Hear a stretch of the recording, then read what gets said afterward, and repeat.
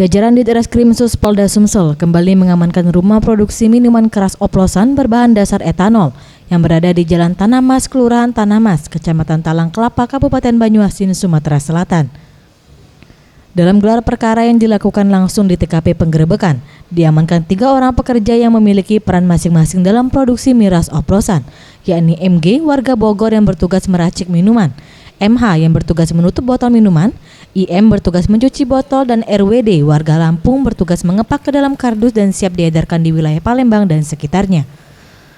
Kapolda Sumsel Irjen Pol Zulkarnain Adinegara mengatakan, penggerebekan home industry ini berawal pihaknya mendapatkan informasi dari masyarakat bahwa salah satu rumah di Kelurahan Tanah Mas ada aktivitas yang mencurigakan.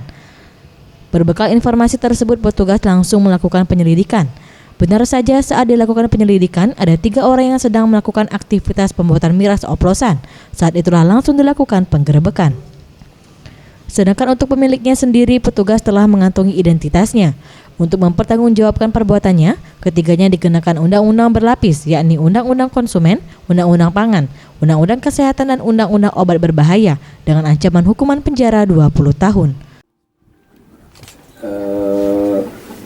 Berapa 40 kali 500.000 berarti 20 jutaan, kira-kira begitu, sejak bulan September kerjanya. Sedangkan yang punya masih dalam pencarian, inisial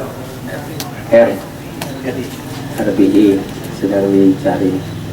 Undang-undang yang kami persangkakan tentu Undang-Undang Perlindungan Konsumen, Undang-Undang Pangan, kemudian Undang-Undang Kesehatan, dan Undang-Undang Obat Berbahaya, Barang Berbahaya. Ada 4 undang-undang, ancaman hukumannya semua di atas 5 tahun.